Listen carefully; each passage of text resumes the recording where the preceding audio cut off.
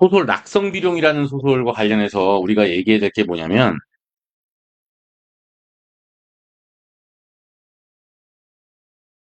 우리가 봐야 될 내용은 어떤 부분이냐면, 영웅소설이야. 우리가 보통 군담소설이라고 이야기를 하고요. 이 군담소설이란 말은 전쟁을 배경으로 한 전쟁 영웅소설을 군담소설이라고 해요.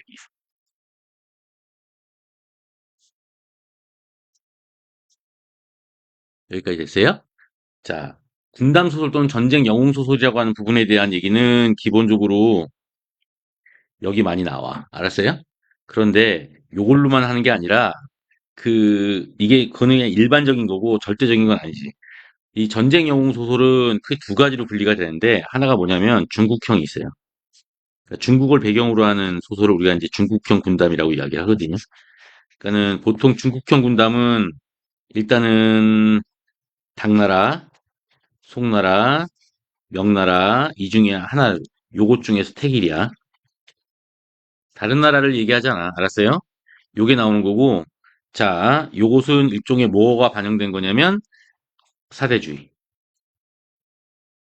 그러니까 중국의 어떤 가장 친밀한 오랑캐가 바로 조선이라고 생각을 하는 거지. 조선이 스스로를 오랑캐라고 칭하는 거야. 알았어? 그러니까 그 중에서 이제 메인이 되는 흐름이 주류가 이제 바로 한족인 당나라, 송나라, 명나라가 되는 것이고, 이 당나라, 송나라, 명나라가 누구랑 대립하냐면 얘라 호라고 불리는 거, 호국. 이 호로 시작되는 부분이 나와. 알았어? 호국이라는데 호국이 무슨 뜻이냐면 오랑캐란 뜻이야. 북쪽 오랑캐를 우리가 북적이라고 얘기하는데 북적이나 이 호국 이렇게 나타나거든요. 그래서 얘네들이 주로 이제 오랑캐 해당이 되고요. 이 오랑캐와의 싸움에 여진이나 거란이 여기 해당이 되는 거예요. 얘네들이 나라를 세우면. 그래서 당연히 여기서는 보게 되면 얘네들이 플러스가 되고 이 오랑캐가 마이너스가 되는 거지. 이해가 됐어? 이제 이런 구조를 진행이 돼 있고. 자, 중국형 군단 같은 경우에는 일단은 이 충신의 가문이지. 이 충신으로부터 그의 아들이 나오고 이 아들이 영웅이 돼 나가는 이런 과정들을 그리고 있다. 이렇게 판단하시면 돼요. 알았어요? 이렇게. 자, 그 구조가 여기서 나타나는 기본적인 모티프가 세 가지가 있는데 세 가지 중에 하나가 뭐냐면요. 기아 모티프라는 게 나오고요. 모티프는 의미 요소라고 하는 겁니다. 그 다음에 조력자 모티프가 나오고요.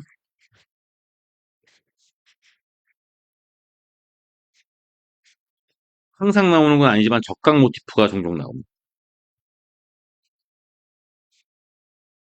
이렇게 세 가지가 나오게 되겠다. 이 기아라는 말은 뭐냐면 기아 타이거즈 한국 시리즈 우승 요거랑 관계되는데가 없고 기아라는 말은 뭐냐면요. 이 뭐야 전쟁이나 아니면 충신의 모함 충신이 모함당해가지고 유배당하는 일이 있잖아 맞습니까? 모함으로 인해서 유배 그 다음에 살해 당함으로써 이것 때문에 결국 뭐냐면 주인공이 부모를 잃는 주인공이 부모를 상실하는 부모 상실 모티프를 우리가 다른 말로 기아 모티프다라고 이야기를 해요.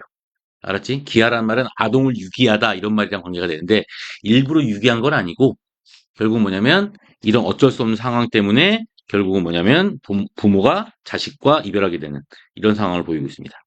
조력자라는 말은 헬퍼라고 우리가 판단하시면 되는 거죠. 그래서 주인공을 도와주는 도움을 주는 사람으로서 주로 뭐냐면 양부모라든가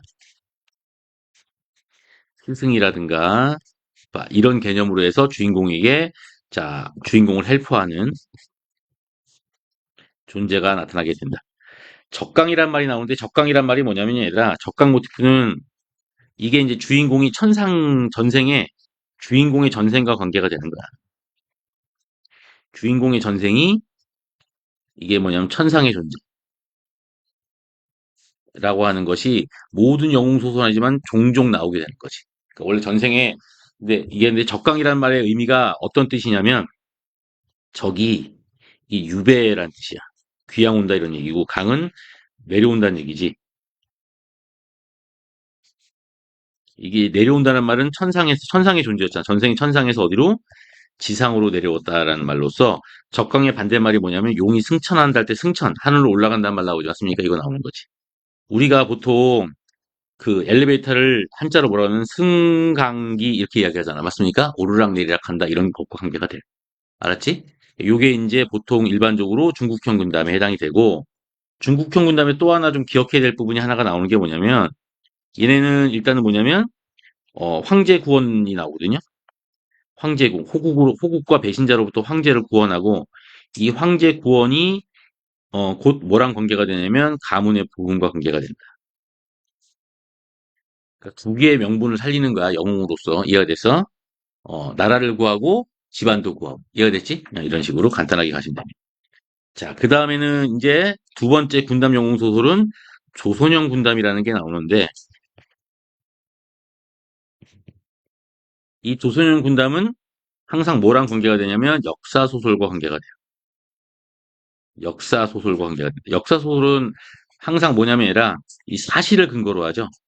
사실적 사건을 근거로 해서 그려지고 있다. 이게 조선인 군담의 가장 큰 특징이라고 볼 수 있는데, 잘 봐봐. 일단 조선인 군담은 역사적, 사실적 사건이랑 관계가 되어 있는데, 이게 이제 군담이니까 전쟁일 거 아니야. 이 조선의 전쟁 중에서 대표적인 전쟁이 임진왜란, 병자호란, 변자가 아니라 병자호란, 임진이나 병자호란을 배경으로 해서 그려지고 있다라고 보고요.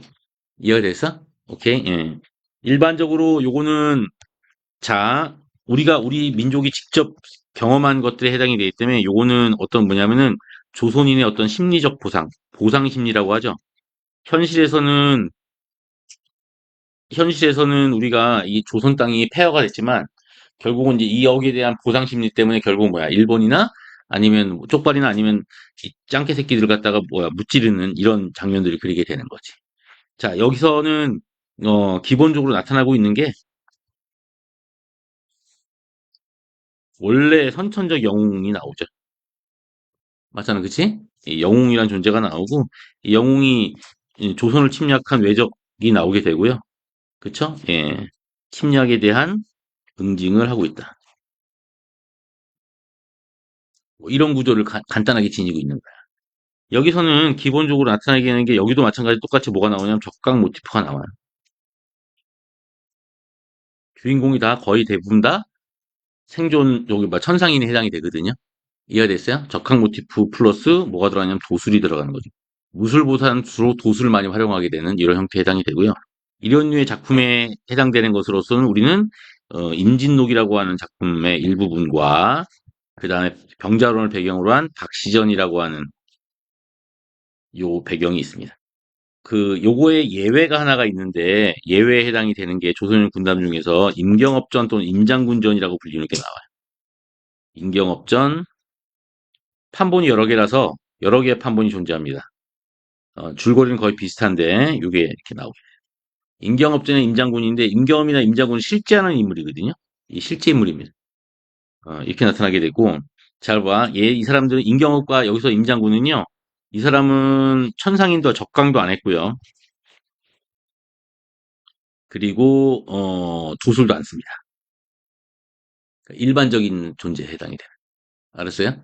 그래서 요거는 보통 일반적으로 우리가 이렇게 도술이나 이런 것들을 쓰게 되면 뭐가 나오냐면 이걸 전기적 특성이다라고 하거든요. 전기성이 있다라고 하는데 다시 말해서 임경업전은 다시 말해서 요걸 통해서 전기성이 존재하지 않는다라고 판단해요. 오직 뭐냐면 말빨과 작전, 잘 짜는 거, 이렇게 머리 가지고 이제 전쟁에서 승리하거나 목표를 달성하는 모습을 그리고 있거든요. 요거만 예외에 해당이 된다라고 판단하시고 다만 이제 하나 더 해야 될 게 뭐냐면 조선 영웅 소설은 네 번째 밑에 적자. 네 번째 뭐가 들어가는 거냐면 얘들아 이게 역사 소설이잖아. 그래 안 그래? 이게 역사 소설이기 때문에 역사적 사건을 배경으로 합니다. 역사적 사건을 배경으로 하기 때문에 뭐와 뭐 사이에 충돌이 일어나냐면 사실과 허구의 충돌이 발생합니다. 그렇죠? 그러니까는 일단은 그 이 사실 부분에서는 주로 뭐냐면 굵직한 역사 사건은 우리가 범할 수가 없잖아. 특히나 병자호란에서 이런 게 많이 일어나는데 임진왜란은 일단은 조선이 폐허가 됐던 어쨌든 간에 조선이 이겼거든요. 그런데 병자호란은 조선이 졌죠. 맞습니까? 그러니까는 오랑캐 군사를 무찌르는데도 불구하고 조선의 패배. 맞잖아. 그쵸? 세자대군의 볼모. 포로로 끌려가는 뭐 이런 것들은 어쩔 수 없이 이겼음에도 불구하고 허구는 뭐냐면은 조선이 윈하잖아. 아니, 조선이 위나는데, 씨발, 이런 일이 벌어지게 되지. 맞잖아, 그치? 그래, 안 그래? 이것 사이에 충돌이 발생할 때는 굵직한 역사적 사실만 사실로 받아들이는 거야. 이해됐어요? 여기 나와 있는 낙성비룡은 당연히 뭐가 돼요? 중국형에 해당이 되지, 맞습니까? 일단은 요 부분은 아직 불분명하지만 영웅이 나타났고요. 맞잖아, 그쵸? 그리고 조력자가 승상이 조력자가 되는 것 같고요. 맞죠? 예, 이렇게. 그리고 아무래도 황제를 구원하고 있고요. 뭐 이런 것들이 나오게 되는 거야. 알았지? 대개 우리가 중국형 군담에서 여기서의 주인공은 처음에는 이 주인공의 지칭어가 변화가 되죠. 주인공의 지칭어가 변화가 됩니다. 처음에는 이름에서 그 다음에는 무조건 뭘로 가냐면 대장군으로 갑니다. 왜냐면 대장군이 일단 싸움 잘하는 것은 탑이니까. 이해됐어? 대장군이라는 이름이 들어가면 무조건 뭐가 돼요? 주인공이 된다. 군담수술에서. 여기까지 됐어요? 끝. 필기 다 했어요. 넘어가도 돼요? 음흠. 자, 그 다음에 나오는 게 창선가미록이라고 하는 건데, 어머? 필기할 데가 없네?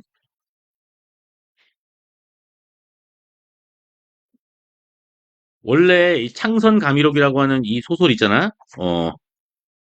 창선가미록이라고 하는 소설이 나오는데, 얘들아, 창은 번창하다 이런 의미가 돼요. 이해됐어? 그러니까는 여기 보게 되면은 두 가지가 나오는데, 하나가 선이라고 하는 글자와 하나가 의라고 하는 글자야. 그쵸? 선자가 뭐야, 이게? 착하다 이런 얘기 말하는 거 아니야? 그러니까 선행을 의미하고요. 의가 뭐야? 의롭다 이런 얘기 말하는 거 아니야? 정의에 대해서 이야기하는 거야. 그러니까는 선행을 널리 알리고 정의감을 느끼게 만드는 기록이다. 이런 뜻이 되는 거거든요. 이해돼서? 그럼 소설 읽으면서 고전 소설은 어차피 권선징악입니다라고 이야기를 하지만 아닌 것도 있어, 얘들아. 알았어? 근데 이 창성가미록은 액전역의 목적, 이거는 이 창성가미록은 일종의 첫째 연작 소설. 연작 소설이란 말은 미안하다. 하나의 단편집? 그러니까는 상성감이라고 해서 똑같이 같은 이야기만 있는 게 아니야. 다른 이야기가 있는 거야. 이해됐어요? 오케이. 그리고 선과 정의에 대한 얘기니까 당연히 뭐가 되는 거냐면 얘들아 교훈적인 주제를 많이 지니고 있습니다. 이게 조선시대 때 교훈적인 주제는 다 뭐에 해당이 되냐면 얘들아 유교적에 해당이 돼. 잘 들어. 얘들아 유교의 핵심은 뭐에 해당되는 거야? 충과 효가 중심이 되는 거죠. 유교의 핵심은 무조건 충과 효야. 알았어? 그러니까 창성감이록은 충과 효를 중심으로 해서 그 당시에 독자들에게 이 나라에 대한 충성과 부모에 대한 효도에 대한 윤리를 심어주기 위해서 쓴 게 이 창성감이록에 해당이 돼. 알았지? 이렇게 판단하고요. 자, 다시 어디로 넘어가냐면 37쪽에 여러분들이 필기한 데 있잖아? 그 밑에다가 내가 또 하나를 더 적어줄 거야. 창성감이록에 나와 있는 이 부분과 그 다음에 지금 사신함전기의 공통점이 뭐냐면 얘네들이 이른바 가정소설이라고 불리는 게 있어. 얘들아, 가정소설은 뭐 때문에 생기냐면 조선시대 때 일부 다처제. 일부 다처제를 다른 말로 뭐라고 하면 축첩제도라고 합니다. 축첩제도. 일부 다처제는 남편 하나가 마누라 여러 명 거느릴 수 있다는 얘기겠지. 첩이란 말은 뭐냐면 첩을 쌓아둔다는 얘기야. 첩이 뭐야? 둘째 마누라, 셋째 마누라, 넷째 마누라 맞습니까?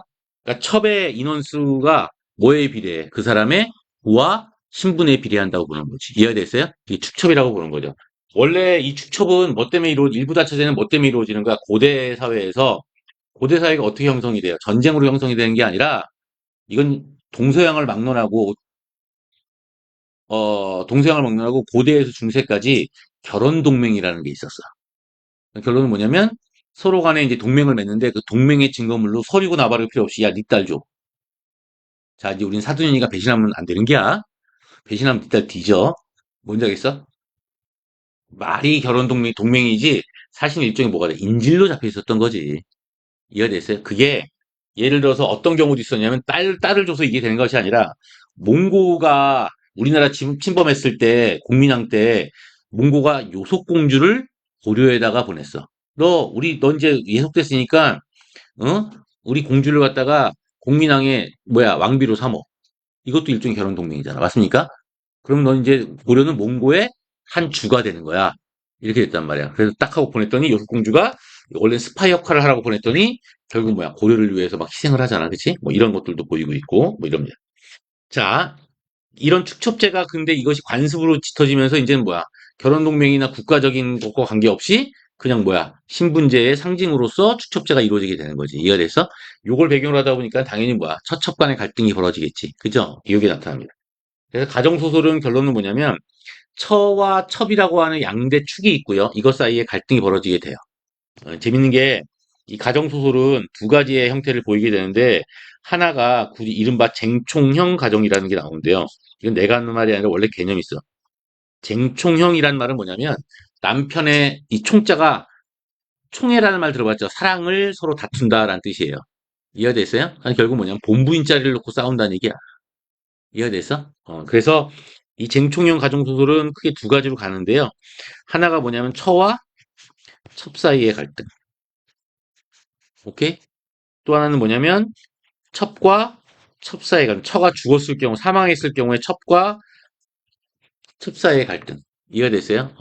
대개의 경우에 당연히 뭐냐면 이쪽이 플러스면 이쪽이 마이너스가 돼서 플러스 마이너스의 형태의 대립 구조를 지니게 돼 있어요. 지금 여기 나와 있는 사시남정기 36페이지, 30페이지가 나와 있는 사시남정기가 바로 처와 첩 사이의 갈등에 해당이 되는 거 아니야? 그쵸? 얘네들 사이에서 주로 나타나는 현상은 뭐냐면요. 이 마이너스 축이 남편한테 이 플러스를 모함하죠. 이해가 돼서 그래서 여기서 나타나는 건 주로 뭐냐면 모함. 그래서 집에서 쫓아내죠. 축출. 그쵸? 그래서 뭐야 실연. 그러다가 결국 누구를 만나? 조력자를 만나.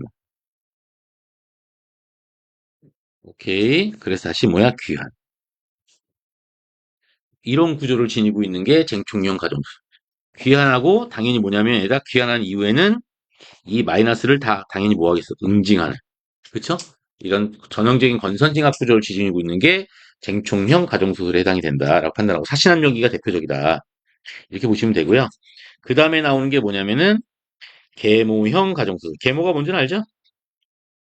계모형 가정수술. 계모형 가정수술은요. 일단은 처가 있고요. 처와 첩의 자식 사이의 갈등이고요. 또는 뭐냐면 첩과 처의 자식 사이의 갈등이에요. 오케이. 계모형 가정수술은 쟁총형과 좀 달라요. 쟁총형은 이거는 뭐 갖고 싸우는 거냐면 내가 안방 놓고 싸운다 그랬죠. 안방 놓고 싸우는 거고 이 계모형 가정수술은 뭘 하냐면 얘가 가장의 지위. 자기 자식을 가장의 지위에 올려놓기 위해 싸우기 때문에 쟁총형보다 계모형이 더 잔인하게 싸워요. 이해가 됐어? 이렇게 되는 거죠. 그래서 여기선 얘가 마이너스고 얘가 플러스에 해당이 돼요. 알았지? 좀 더 잔인하게 싸운다라는 말은 단순히 자식들을 모함하는 거에 그치지 않고 살해를 시도하죠. 살해 시도, 폭행 뭐 이런 것들을 합니다. 이 창성가미로에서도 폭행을 하죠. 맞습니까? 이걸 하게 되고 자 그러면서 결국은 뭐가 돼? 가출을 이제 주인공들이 가출을 하게 됩니다. 이해됐어요? 가출을 하면서 또 똑같이 마찬가지로 뭐냐면 시련을 겪다가 조력자를 만나게 되고 오케이 조력자를 만나게 되면서 결국은 뭐냐면 어떤 사회적 성공을 거두게 되는데 남자는 주로 영웅이 되고 여자는 좋은데 시집을 가요. 이해돼서 그리고 귀환을 하죠. 문제는 이 귀환 이후에 응징이 아니라 당연히 뭐냐면 화해가 됩니다. 왜 이런 화해가 나타나게 되는 거냐면 계모라고 하더라도 부모잖아. 맞습니까? 결국 이른바 뭐야 아니라 유교적인 효사상 때문에 제 아무리 잔인한 짝퉁 부모라 하더라도 효의 도리는 지켜야 되기 때문에 응징은 할 수 없는 이런 구조를 지니게 되죠. 창성감, 그런데 경우에 따라서 그나마 여기까지는 좀 나은데 문제는 뭐냐면 그냥 폭행하다가 그냥 뭐야 살해 시도에 의해서 그냥 뭐야 피살되는 경우도 있죠. 그게 대표적인 걸로 뭐가 있어? 장화, 홍령전이 또 있기도 해요. 알았지? 그건 이제 귀신이 돼서 이제 응징을 하겠지. 제 아무리 효사상이라도 죽음까지 갈 정도면 이제 난 이제 사람 아니니까 도리 안 지켜도 돼. 넌 뒤졌어. 이렇게 돼버리는 거지. 여기까지 됐어요? 오케이. 자, 여기까지 이제 필기를 했으면 창성가미록 질문 답 맞췄죠? 빨리요. 없으면 그냥 넘어갈 거예요. 아까 10번 빼고 없어요? 자, 10번 할 거예요. 윗글을 읽고 나서 본인 학생의 반응으로 적절하지 않은 것을 하고 나와 있어요. 그죠? 네, 여기 보게 되면 뭐 갈등의 양상이 역동적으로 전개되어 나왔어. 근데 요거는 뭐 굳이 선지분할 할 필요 없이 그냥 뭐냐면 갈등의 양상이 역동적이에요. 그리고 시공간적 배경이 구체적이에요. 그쵸? 그 다음에 뭐라고 나왔냐면 여기서는 윤리적 덕목을 내세웠어요. 그 다음에 여기서는 복잡한 가족 관계예요. 그렇잖아. 맞습니까? 그리고 이거는 다른 고설 작품에서도 나타나요. 이렇게 나오는데 무조건 3, 4, 5번은 맞는 말이죠. 어? 윤리적 덕목이니까 내가 이거 있잖아. 아까 창선가미록. 맞습니까? 그러니까 이 창선가미록이라고 하는 이 제목 때문에 창선 플러스 감의에 해당이 되기 때문에 그렇고 이건 이 소설의 갈래가 가정소설이기 때문에. 맞죠? 그리고 이걸 내가 가정소설이라고 하는 이거 뭐야? 야, 주제별 갈래로 이렇게 묶을 수 있잖아? 야, 어떤 주제별 문학 작품을 여러 개의 작품을 주제별 갈래로 이렇게 묶었단 말이에요. 유형화시켰죠. 맞습니까? 이렇게 묶을 수 있는 이유는 작품이 하나기 때문이야, 여러 개이기 때문이야. 여러 개이기 때문이겠지? 그래서 3, 4, 5는 무조건 맞는 말이에요. 그 답은 1, 2번 중에. 그쵸? 이럴 때는 역동적이란 말을 찾지 말고 뭐부터 찾아요? 시간적 배경과 공간적 배경을 찾으시면 돼요. 이 소설에 시간적 배경과 공간적 배경이 나오느냐, 어디까지 포함시켜요? 여기까지 시켜야 되는데, 여기는 지금 시공간적 배경이 안 나오죠? 그래, 안 그래? 나와요, 안 나와요? 안 나오죠? 답은 나오. 어떻게 하는지 알겠니? 알겠어? 갈등 양상이 역동적인데, 얘들아, 우리가 역동적이란 말의 개념이 나오는데요. 역동적이란 말은 일단은 뭐냐면, 그냥, 얘 뭐야, 그냥 움직이는 걸 얘기하는 거잖아. 맞잖아, 그치? 근데 이거에서 한 걸음 더 나가서 역동적이란 말은 뭐냐면, 움직이니까 어떻게 돼? 계속 변하겠지. 그래, 안 그래? 그럼 결론은 뭐냐면, 갈등 양상이 하나가 아니라 여러 개란 얘기야. 그러니까 결국 뭐야, 변화 또는 뭐야, 다양함의 의미를 지니는 거지. 여기서는 갈등의 양상이란 말은 뭐냐면, 얘라 모양이나 상태를 얘기하는 거야. 갈등의 상태가 다양하다고 했잖아요. 결국은 주원반결이라고 했으니까 갈등의 주체가 한 축이 아니라 여러 축이 될 수도 있고요. 맞지? 그래 안 그래요? 그렇죠? 갈등의 원인이 여러 개가 될 수도 있고요. 맞죠? 예. 여기까지 됐니? 그럼 이거 넘어가도 돼요? 개념만 알고 넘어갈 거예요. 자, 그 다음에 나오는 소설이 육축열전. 이것도 분담 소설 맞죠? 중국형 분담 소설에 해당이 되고요. 문제 풀어왔으면 질문 한번 해보실래요? 질문은 13번이 들어왔는데 11번부터 먼저 할까요? 여기 보게 되면 자, 끊고,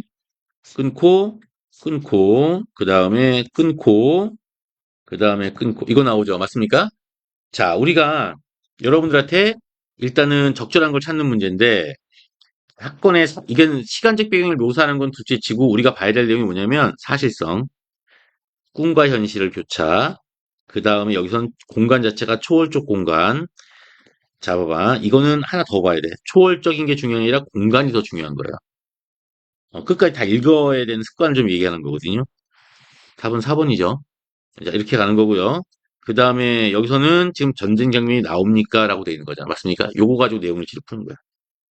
일단은 이 소설이 1번이 지워지는 이유는 이 소설은 무슨 소설이라고 해야 되나?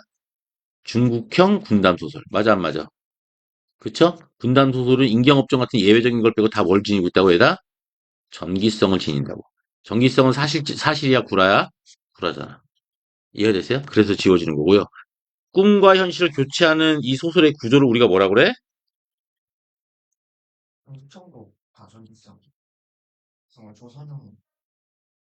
아니요, 중국형 다전기성이에요.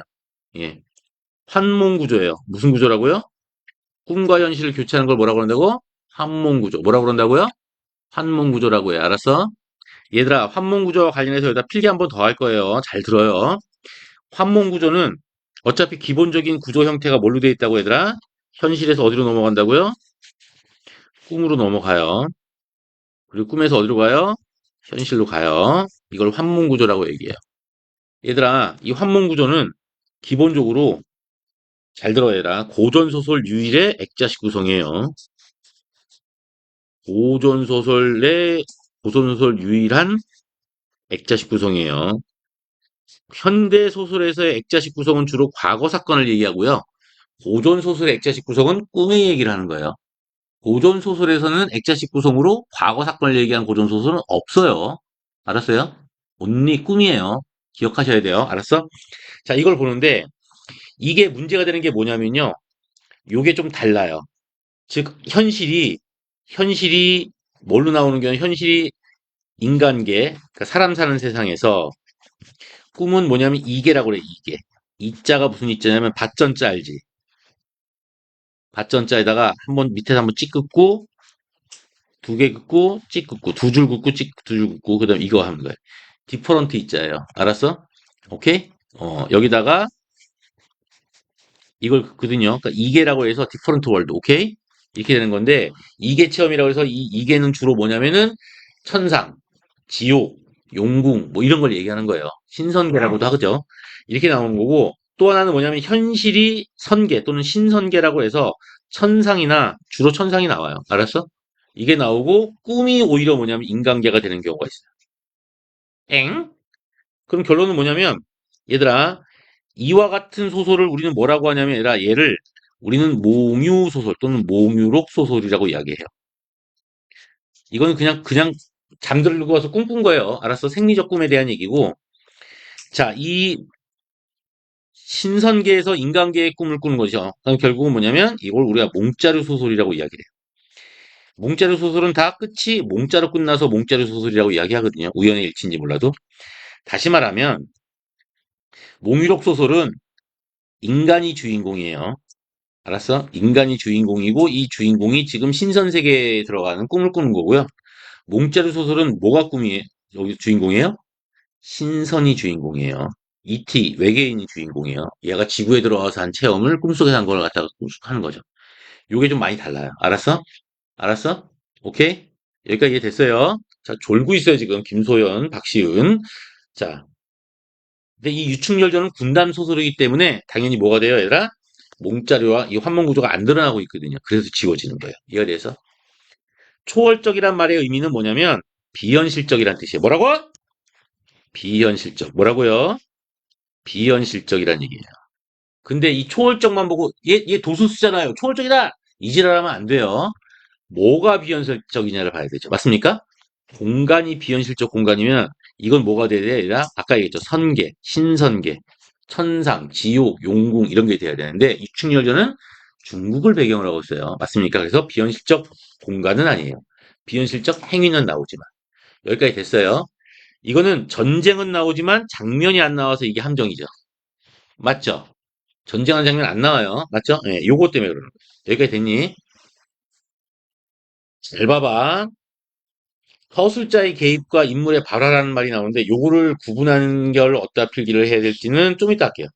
일단 여기까지 됐어요. 자, 13번 문제.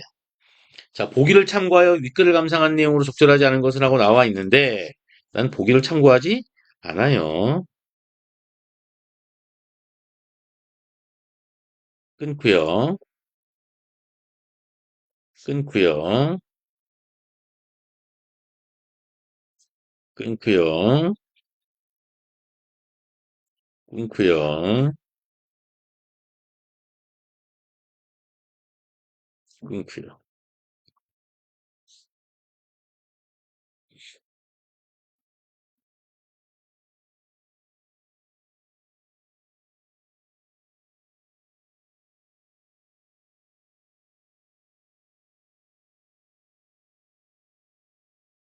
여기까지 됐어요? 그러면 여러분들이 1차적으로는 이런 보기 문제는 내용 일치를 가잖아. 맞습니까? 내용 일치가 될 만한 것들을 찾는데, 얘들아, 이거는 문제 푸는 방법에서 고전 소설을 제대로 읽었냐, 안 읽었냐를 따지는 거예요. 고전 소설의 내용 일치 패턴은요,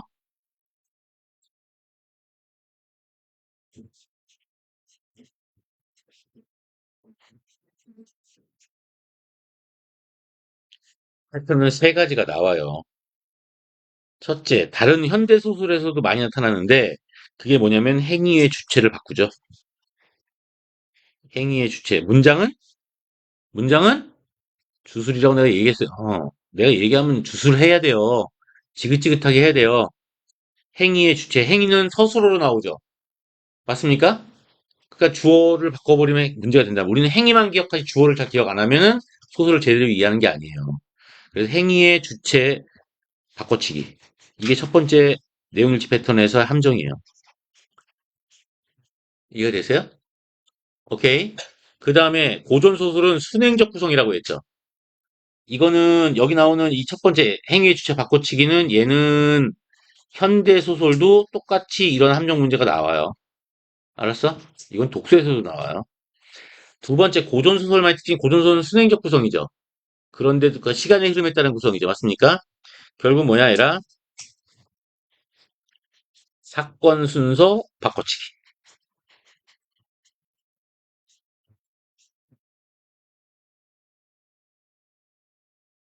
이해됐어요? 세 번째 뭐가 나오는 거냐면 얘랑 인용구 있죠. 맞습니까? 왜 지난 글씨 나오잖아. 맞습니까? 야, 지난 글씨가 인용구로 나와요. 이렇게. 지난 글씨로 돼 있는 부분이 인용구로 나오는데 이 지난 글씨가 나오죠. 맞습니까? 지난 글씨들을 조합하면서 완전히 뭐야? 원래 있던 의미와 다른 의미로 왜곡시키기.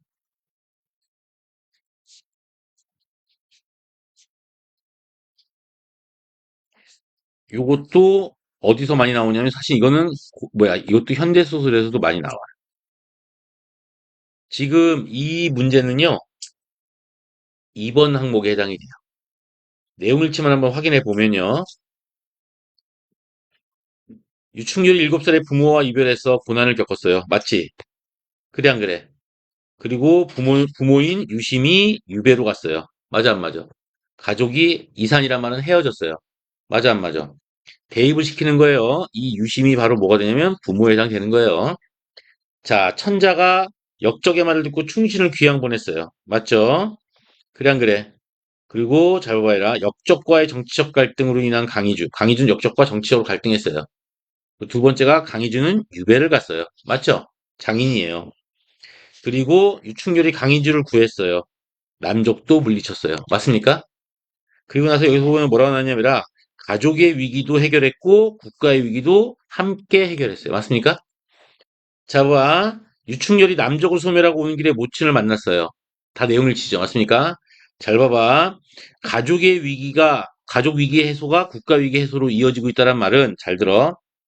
가족 위기의 해소를 먼저 하고, 맞지? 그 다음 국가 위기를 해소했습니다. 이 얘기가 되는데, 남족을 소멸하고 나서, 그 다음에 뭐야? 모친을 만났죠. 맞습니까? 그럼 남족 소멸이 먼저야? 모친을 만난 게 먼저야? 남족을 소멸하는 게 먼저지? 그럼 뭐야? 얘가 국가 위기를 해결했고, 맞지? 그래, 안 그래? 그래서 뭐야? 나중에 가족 위기가 해결됐죠. 순서가 뒤바뀌었죠. 답이 4번이에요. 패턴을 알아야지 이런 패턴이 머릿속에 들어가 있으면 혹시 그런 패턴에 포함되지 않을까? 뭔지 알겠지? 선생님이 해준 건 물론 이 세 가지는 100%는 아니에요. 그래도 90%는 넘어요. 그러니까 패턴부터 먼저 인식을 하는 거죠. 이해됐어? 그러니까 물론 위험성은 있어요. 패턴화된 사고방식은 패턴 밖으로 벗어났을 경우에 답이 잘 안 보이는 경우가 있어요. 인간의 심리라는 게 그렇기 때문에. 그런데 처음부터 막연하게 찾는 것보다는 이게 훨씬 더 빠른 방법이에요. 이해가 됐어? 오케이. 여기까지 됐니? 자, 근데 내가 원래는 뭐를 더 필기해야 되냐면 요 서술자의 개입에 대한 얘기를 필기를 해줘야 되는데 아씨 어디다 필기할 거냐면 45페이지에다 필기할 거예요. 엄밀한 의미에서 일단은 1차적으로 뭐를 할 거냐면 소설의 서술 방법이라는 걸 할 거예요.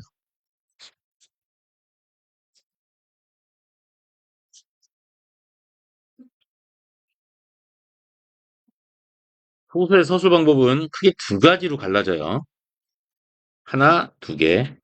주체가 있어요. 하나가 뭐냐면은 서술자가 서술에 겉으로 드러나는 경우가 있겠고, 그 다음에 또 하나는 소설 속의 인물을 통해 서술하는 게 있다. 이렇게.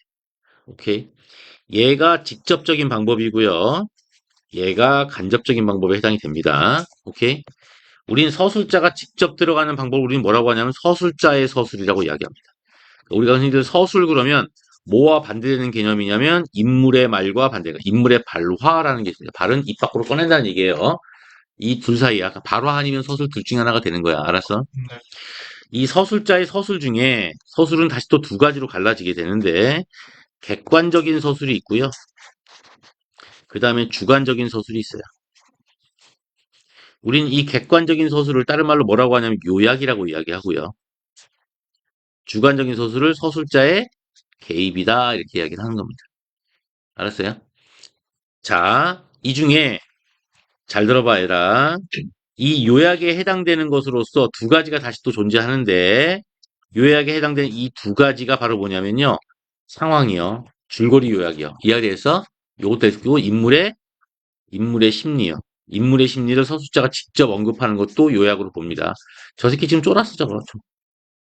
졸리다 그지? 엄청 졸리다 그지? 눈이 막 감기지? 이게 인물의 심리 요약에 해당이 됩니다. 주관적 개입에 해당되는 거에 딱 두 가지로 일단 분리를 하면 얘들아 인물의 성격이요. 그러니까 인물의 심리를 얘기하면 객관적인 요약에 해당이 되고요. 잘 봐, 알았어? 인물의 성격을 얘기하면 이 성격은 사실상 한마디로 규정하기가 힘들잖아, 맞잖아, 그치? 근데 뭐 진영이 저 새끼 변태야. 이렇게 얘기하면 내 눈에서 본 거, 딴 사람이 보기에는 진영이 부모님이 보기에는 우리 아들 지극히 정상이야 이렇게 생각할 거 아니야. 맞잖아. 그러니까 이 주관적이란 말이야. 그래서 이거 개입이라고 하는 거야. 알았어? 그리고 여러분들이 익히 들어봤던 논평이란 말 들어봤죠? 편집자적 논평 뭐 이런 거 들어봤죠? 논평은 서술자의 생각, 느낌, 평가, 에이 빙신아. 자, 느낌, 평가 이런 것들을 다 합쳐서 우리가 논평이라고 하는 거야. 이것도 합쳐서 우리가 서술자의 개입이라고 하는 거야. 알았지? 잘 봐봐. 인물의 발화 같은 경우는 다시 또 얘도 두 가지로 갈라지는데 이건 쉬워요, 얘들아. 이거는 지 혼자 하는 발화가 있고요. 서로 하는 발화, 인물들끼리 서로 하는 발화가 있잖아. 되게 쉬워요. 얘를 우리는 독백이라고 하고 서로 하는 걸 대화라고 이야기를 합니다. 알았어요? 여기서 주의사항은요. 얘들아, 내적 독백이라는 말이 나오죠. 맞습니까? 내적 독백은 동백이 아니라 독백이야. 알았어요? 내적 독백은 여기와 아무런 상관이 없습니다. 얘는 인물의 심리 요약과 관계가 됩니다. 왜냐면 입 밖으로 튀어나온 말이 아니에요. 혼자 지금 내가 진영이가 있을 때 진영이는 입 밖으로 내밀었지만 속으로는 넌 변태 아니냐 이 병신아 이런 말을 속으로 했을 거예요. 뭘 또 끄덕대 이 새끼야. 어? 뭐 말인지 알겠지? 요 얘기를 하는 거예요. 여기까지 되니? 자 이렇게 우리가 만들어냈는데 문제는 뭐냐? 고전 소설의 시점 중에서 시점은 다 전지적 작가 시점 중에서도 모든 인물의 심리를 다 보여주는 에브리형 시점에 해당이 돼요. 오케이? 이 전지적 작가 에브리형의 시점은 결국 뭐냐면 얘는 엄밀한 의미에서 서술자의 서술과 인물의 발화가 자유자재로 사용되고 있어요. 맞습니까? 우리는 방금 저 선지에서 뭐를 보면 되냐면 서술자의 서술 중에서 개입의 존재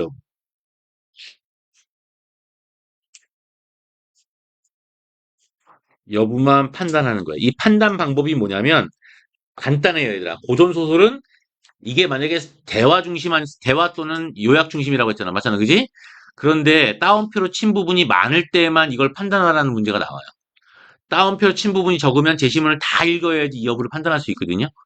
이걸 판단할 때 가장 좋은 방법은 뭐냐면 간단해요, 얘들아. 판단할 때는 바로 인물의 발화를 이 부분을 제외하고 분석하면 돼요. 제외하고 분석도 아니야. 탐색하면 답이 나와. 그러면 제시문의 길이가 짧아지잖아. 그러니까 여기도 마찬가지로 대화 부분 빼버리고 이거 아니죠. 나머지 부분이잖아요. 맞습니까? 그래 안 그래? 그래 안 그래요? 그렇죠? 다 대화 부분 빼고 나머지만 보면 그래.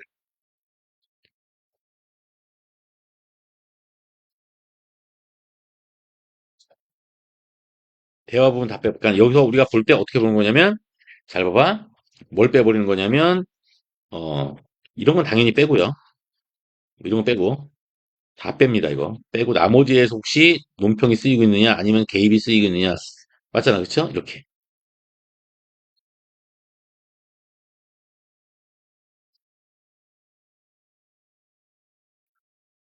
그러면서 이렇게 찾는 거야.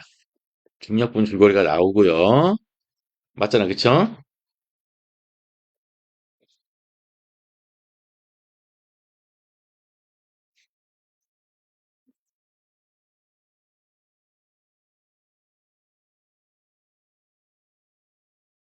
여기 보면 어찌 말로 다 표현할 수 있으리요 요 부분 나오죠. 맞습니까?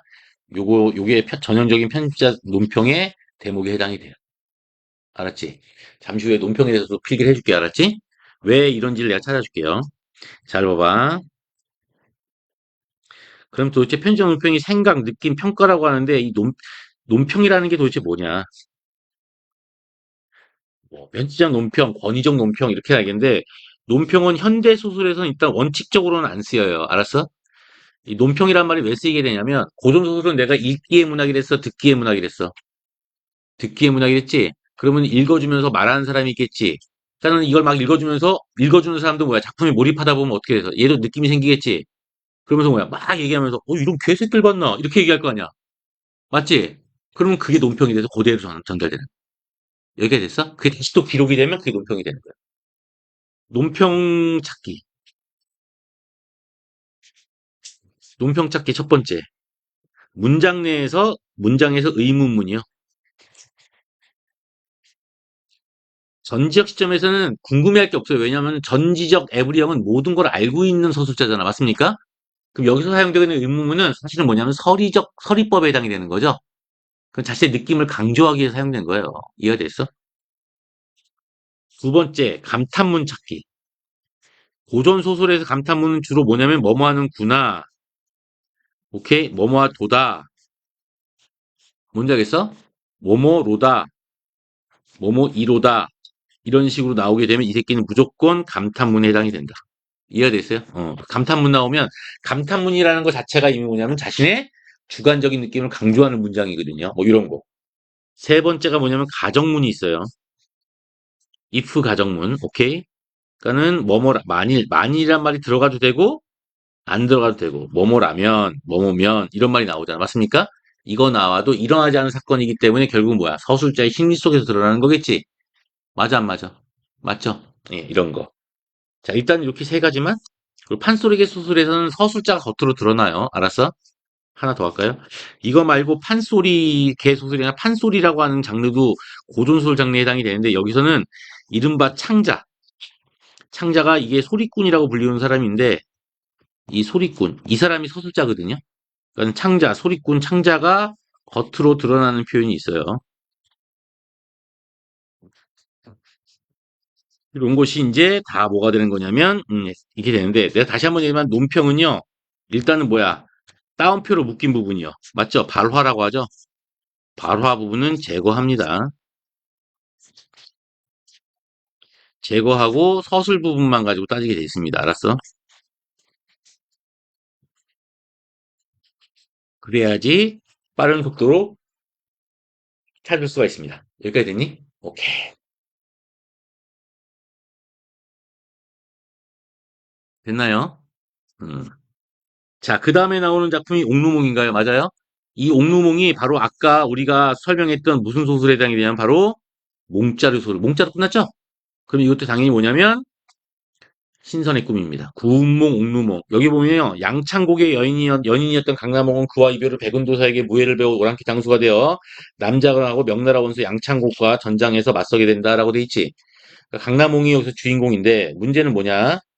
자, 얘가 결국 뭐냐면은 막 이렇게 싸웠단 말이야. 어? 이거는 꿈꾸는 장면이 아닌데요. 이런 분담 소설적인 장면. 이 꿈속의 장면이에요. 여기. 꿈속의 장면이에요. 알았어? 아무튼 간에 이거는 지금 여기서 봐라 얘들아. 오랑캐의 장수가 되어 남장을 하고 명나라 원수 양창과 전장에서 맞서게 된다고 돼 있지. 이거는 신선계 사건이에요? 인간계 사건이에요? 인간계 사건이죠? 어머, 인간계 사건이네. 근데 이걸 몽으로 끝났잖아. 맞습니까? 사건이면 얘는 지금 뭐가 된가? 어머, 꿈이에요. 이해돼서? 이렇게 만들어내면 돼. 아무튼 이 소설은 뭐야 현실에서 깨어나는 부분이 안 나오기 때문에 그냥 이것만 가지고 따지면 결국 뭐가 돼? 분담 영웅 소설이 되겠죠? 여기도 마찬가지로 뭐가 나와요? 오랑캐가 나오지 않나요? 나와요, 안 나와요? 나오죠? 오케이? 그러면은 결국은 뭐가 되냐면 강남옥은 오랑캐 장소였는데 얘가 주인공이면 오랑캐는 마이너스인데요. 그럼 조만간 어떻게 돼? 오랑캐 국가에서 벗어날 수 있겠지? 뭐 이런 식으로 가는 거야. 자, 아무튼 간에 질문이요. 또 있어요, 얘들아? 이게 재밌는 게, 어, 이게 고전소설의 일반적인 거에서는 조금 벗어날 수도 있어요. 왜 그러냐면 어떤 부분이냐면요.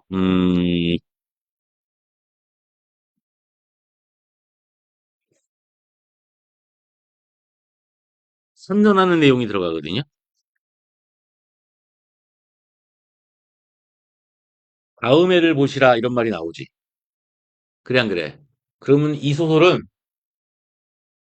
한 권으로 나와 있는 단행본 고전소설이 아니라 어떤 신문이나 이런 거에서 나오는 뭐가 되는 거니?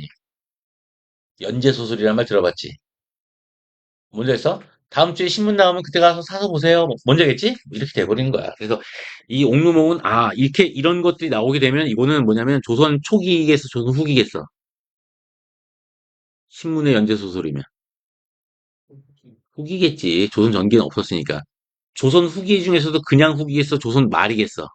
말. 그래서 19세기 소설로 봐야 돼. 알았니? 이렇게. 잘 봐봐. 일단은 다음 해를 보시라라는 말이 나와요. A까지 나오고, 그 다음에 각설 나오죠. 에, 얘들아, 요거 하나만 더 필기 하자.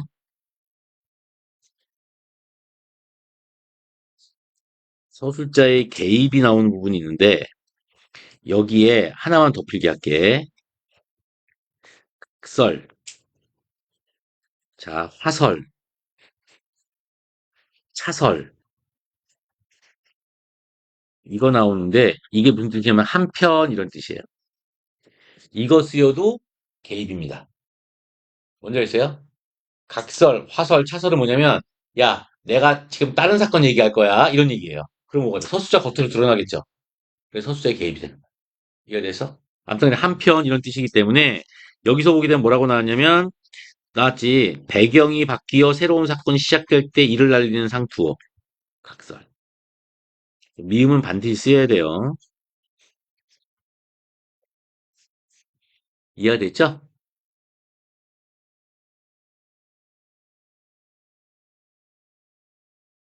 자, 전회의 서론 사건은 부연이란 말이 있는데 부연이란 말은 얘가 보충이란 뜻이 되거든요.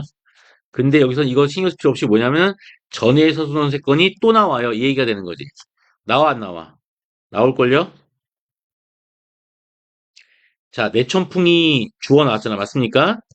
이렇게 나왔잖아. 그죠? 오케이? 근데 여기도 마찬가지로 뭐야? 내천풍이 하고 나와서 어디까지야? 내천풍이 존나 개기다가 뭐가 된 거야? 얘라 떨어졌어요. 여기까지지. 맞습니까? 그럼 내천풍이 존나 가다가 막 가다가 결국 뭐야? 떨어졌어요. 그쵸? 자, 얘보다 얘가 더 길죠? 그럼 내용을 더 보강했겠죠? 그러니까 내용을 더 보충했겠죠? 이해가 돼서 그럼 리을도 여기 들어가는 거야. 맞아요, 안 맞아요? 맞죠? 리을 들어가야 돼. 리을 들어가야 돼. 평평, 평평. 그럼 관건은 뭐가 되느냐면 디귿이냐? 이거 나오는 거 아니야? 맞습니까? 그래 안 그래? 그쵸? 일단은 여기서까지 보게 되면은 기억이 들어가느냐 아니면 디귿이 들어가느냐 요거 갖고 우리 따져야 될 문제 말하는 거 아니야? 그래 안 그래요? 그렇죠? 어? 기억은 제목이에요. 알았어?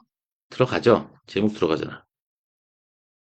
제목이죠. 옥필이는 자웅의 음료를 주고받으면 이런 거 몰라도 돼요. 자웅이란 말은 아니라 암수야, 암수. 암수니까 뭐가 돼요? 녀남, 남녀. 이해가 됐어요? 옥필이는 남녀 간의 음료를 주고받으며 됐어 얘들아? 여기 좀 뭐야? 옥필이 나와 안 나와? 나오지? 나오지? 그럼 뭐야 이건? 뒤에 올 사건을 암시하고 있지? 맞습니까? 그래서 답이 몇 번이야? 1번이 되는 거야. 1번이 아니라 3번이 되니? 맞아요? 이렇게 되는 거예요. 잠깐만. 그쵸. 여기까지 이해됐나요? 음, 서술자의 심정적 동조도 논평에 해당이 되는 거죠. 맞습니까? 논평이 나오느냐 여부를 찾으시면 돼요. 근데 아마 편집장 논평은 나오지 않았을 겁니다. 그죠? 네, 그래서 답은 3번. 어떻게 하면 되겠죠? 개념만 분명히 가면 돼요. 각설에 대해서 알아주시기 바랍니다. 거기에 그 어찌 된 일인지 모르겠구나. 그건 논평. 논평이에요. 그런데 자, 봐봐. 좋았어요. 논평 맞죠? 근데 논평이 뭐야? 서술자의 심정적 동조 맞아요, 안 맞아요? 안 맞죠? 와, 잘 됐다. 뭐 이런 거 안 나오죠? 예, 그래서 틀린 거예요. 여기까지 됐어요? 오케이. 바로 그런 걸 질문하라고. 왜냐면 선생님은 논평이 들어간지 확인했겠냐, 안 했겠냐? 안 했겠지. 예. 맨날 까먹잖아. 알치잖아. 선생님 수강교과. 여기까지 됐어요? 음. 자, 그 다음에 또 나오는 게 뭐예요? 육미단기라고 하는 거네요.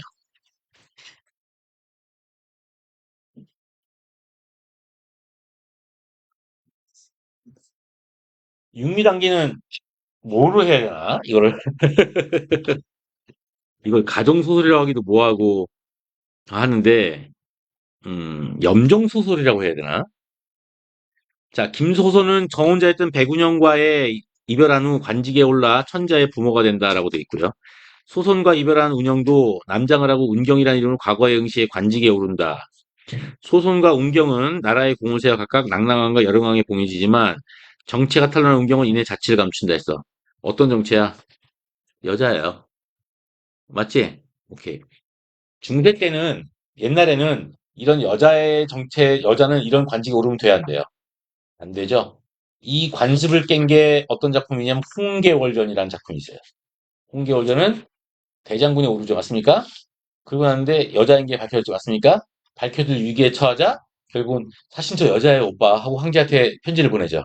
황제가 아 씨발 여자가 어때 싸움 잘하면 되지 계속 그 자리에 있어 이렇게 되거든요. 아이고 아이고 아이고 아이고 그러니까 일어나 다리가 아파도 앉아있으니까 계속 졸리는 거야. 알았어? 원래 이 19번 문제 편지야 봉서가 이게 뭐냐면은 봉이라는 말이 이렇게 풀로 붙였다는 얘기야. 알았어? 옛날에는 풀로 붙인 다음에 거기다가 뭐야 도장 같은 거 찍었잖아. 낙인이라도 찍어가지고 딴 사람이 뜯어보지 못하게 만들었단 말이야. 아주 편지인데 이 편지가 사실은 뭐냐면 대화잖아. 글로 쓴 대화잖아. 맞습니까? 대화 분석 유형에 해당이 돼. 근데 일반적으로 대화 분석 유형은 어, 크게 두 가지가 있어요. 대화 분석 이게 이제 고전 소설에서 흔히 많이 나오는 게 대화 분석이거든요. 그 고전 소설은 니들이 읽기 힘들어. 그러니까 여기서 내용을 치고 가. 뭐 이런 식이 되는데 자, 우리가 보통 대화 분석 유형의 핵심은 뭐냐면요. 대외 분석이 아니라 대화 분석이지. 대화 분석이라고 불리우는 거는 일단 1차적으로는 뭐냐면 발화자의 의도. 어떤 의도, 이 발화자가 어떤 의도를 가지고 이러한 말을 했을까요? 이해가 됐어? 요거. 그 다음에 두 번째가 뭐냐면 이 대화지, 그러니까 대화의 중심 내용.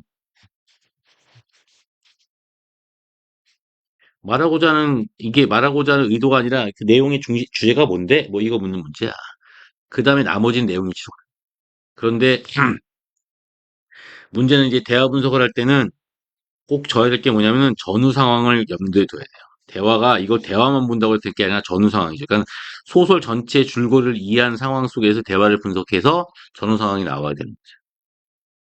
예를 들어서 여기 같은 경우에는 어떤 부분이냐면 여기는 계기라는 말이 나와요. 계기란 말이 나오는데 계기란 말은 주로 이유, 원인 이거 얘기할 때 계기란 말을 쓰거든요. 이걸 이유라고 쓸까 원인이라고 쓸까가 불투명할 때 계기란 말을 쓰는 거예요. 이해가 됐어? 그 결국 뭐냐? 낭랑이 원한을 품고 죽을 위기에 원한을 품고 죽을 위기에 처했어요. 맞잖아요, 그렇죠? 주어는 낭랑왕이고요. 낭랑왕이 원한을 품었어요. 죽을 위기에 처했어요. 그러면은 결국은 뭐냐면 이 봉서 다음에 요거는 결국은 원인이다 이게 아니라 그냥 다음 사건이에요. 다음 사건에 낭랑왕이 실제로 사망을 하죠. 맞습니까? 그 이건 맞는 말이라고요. 됐어요? 자, 그 다음에는 이런 거는 의미가 없고요. 관용적 표현이란 말이 나오는데 관용적 표현이란 말은 우리가 다른 말로 뭐라고 하냐면 관습적 표현이다 이렇게 얘기해요. 관습적 표현은 참신해 안 참신해? 안 참신하지? 그 당시에 유행하는 표현을 얘기하는 거예요. 다른 말로 우리가 상투어라는 말 아까 썼잖아. 맞습니까? 상투적 표현이다. 그냥 흔히 듣는 표현이다. 이런 말이 나오는데요. 야, 관용적 표현은 고전 문학의 일반적인 형태예요. 알았어? 알았어? 특히나 고전 소설에서 흔히 나오는 거라서 이건 보지도 말고 그냥 관용적 표현 나오면 이거는 그냥 아,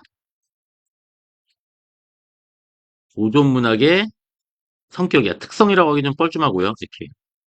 그 다음에요. 잘 봐봐. 요걸 잘 봐야 되는데 우리는 자꾸 뭐냐면, 뭐에 집중하냐면, 낭낭한과 이별하게 된 원인을 찾아야 돼.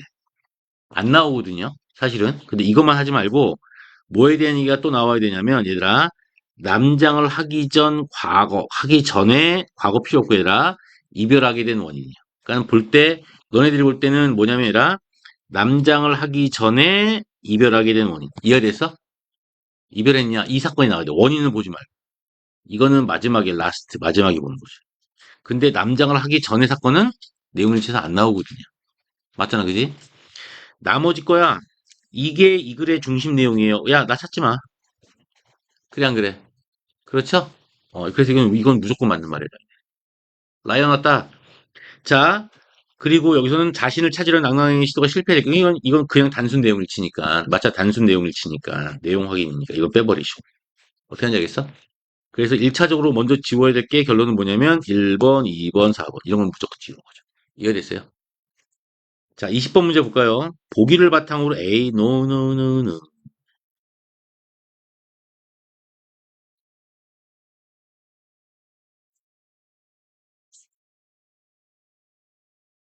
고요, 이렇게.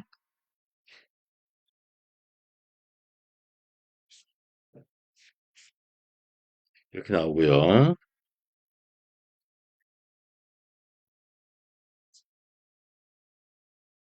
이런 거 극적 사건이라는 점에서 이런 말 나오잖아, 그쵸? 이런 거 다 가로치시고요.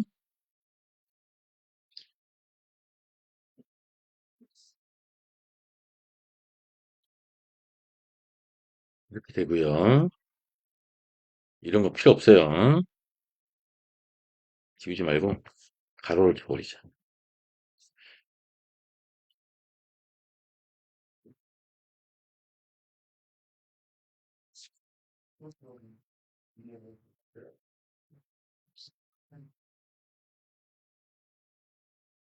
이렇게요. 이해되세요? 가로친 부분은 보기에서 언급하는 거지 여기서 언급하는 내용이 아니거든요. 그래서 전반적으로 내용일치로 문제를 풀면 돼요. 이거 진영이가 질문했나? 또 몇 번 이러는데? 내용일치만 확인하면 돼요. 보시면 여릉이 칼로 손가락을 찍어 피를 내어 낭낭하게 입에 흘려넣고 있습니다. 맞아 안 맞아? 맞죠? 잘 봐봐. 여기서 이 주체적인 모습은요, 보기에서 판단하면 돼요. 오케이? 그래서 이렇게 판단하시면서 염두에 두시면 되는 거야. 이해가 됐어? 이거는 근데 이것도 마찬가지. 양랑왕이 여릉의 글을 읽고 입으로 피를 토하며 기절했어요. 근데 이건 두 번째 이별에 따른 거예요. 맞잖아, 그치? 다만 내가 너네들한테 얘기해주고 싶은 건 뭐냐면, 극적 사건이란 말 나와? 극적 사건은 뭔가 클라이막스, 전개 절정, 위기 절정 결말 때 위기 절정 아니에요. 근데 극적 사건은 그게 아니야. 소설에서 극적이란 말은요, 얘들아, 보여주기라고 하는 겁니다. 이해됐어? 원래는 이거야. 근데 극적 사건이란 말 자체는 결국 뭐가 되냐면 약간 오버된 사건이라고 판단하는데, 극적 사건이라는 부분은 우리가 보통 극적이란 말은 보여주기. 주로 뭐야? 아, 미안하다. 대화와 행동을 통해서 나타나는 걸 극적이라고 소설에서는 얘기하거든요. 이에 대해서 대화와 대화, 대화와 행동이란 측면에서 극적이란 말을 쓰는데, 문제는 여기서 보게 되면 뭐가 나오냐면, 그거는 극적 서술에 해당되는 거, 이건 사건이 극적이지. 맞습니까? 그래, 안 그래? 극적 사건이라고 되는 거지. 맞잖아. 그렇지? 이럴 때는 어느 정도 뭐냐면은 위기, 긴장, 이것들을 유발한다고 판단하시면 돼요. 그러니까 피를 토하니까 위기, 긴장을 유발하는 거 맞아, 안 맞아? 맞죠? 이렇게. 염두에 두면 되겠어요? 이해가 됐어? 됐어? 그럼 나머지 거 가지고 한번 우리가 그 뭐야, 뭐라 그러지? 그 답을 찾으면 답이 나와요?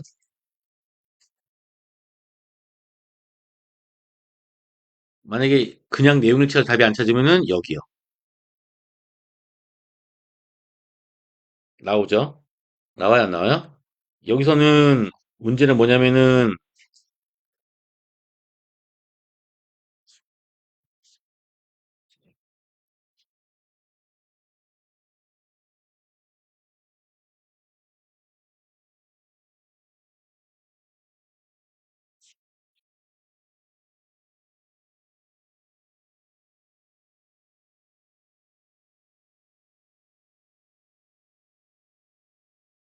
이런 말 나오죠.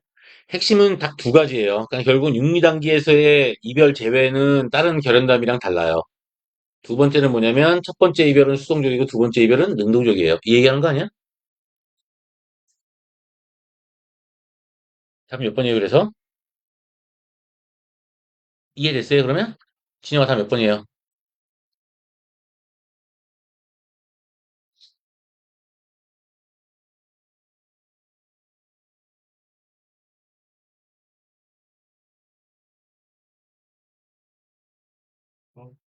어? 얘들아, 이거 2번이야? 맞아요? 왜 그러는 거예요?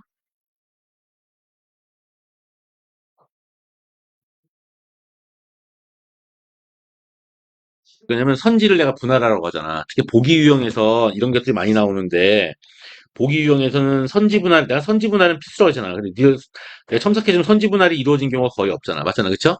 선지 분할이 앞부분이 나오고 뒷부분이 나와요. 그 앞부분이 주로 뭐냐면은 작품 내용을 정리한 거고요.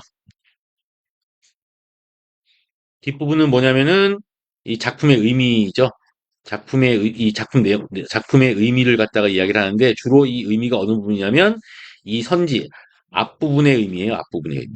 선지 앞부분 의미를 갖다가 얘기하는데 자, 1차적으로는 내가 얘기했잖아. 무조건 뭐냐면 얘의 내용일치. 고전술의 내용일치 함정 세 가지 패턴 있잖아. 맞습니까? 이걸 피해가면서 내용일치를 확인을 하는 게 1차적인 작업이고 이게 1차예요. 그리고 얘와 얘 사이에 연관성 판단이 나오는데요. 이 연관성 판단이 서로 간에 연관성 판단이라는 게 결론은 뭐냐면 서로 간의 의미 일치 여부야. 호응 여부죠. 요걸 판단하는 거죠. 요게 마지막 라스트 단계에 우리가 판단할 거 도저히 답이 안 나와. 그때 풀 수 있는 방법에서 난이도가 꽤 있는 문제를 판단하셔야 돼요. 여기까지 됐어요? 틀려도 돼. 됐나요? 오케이.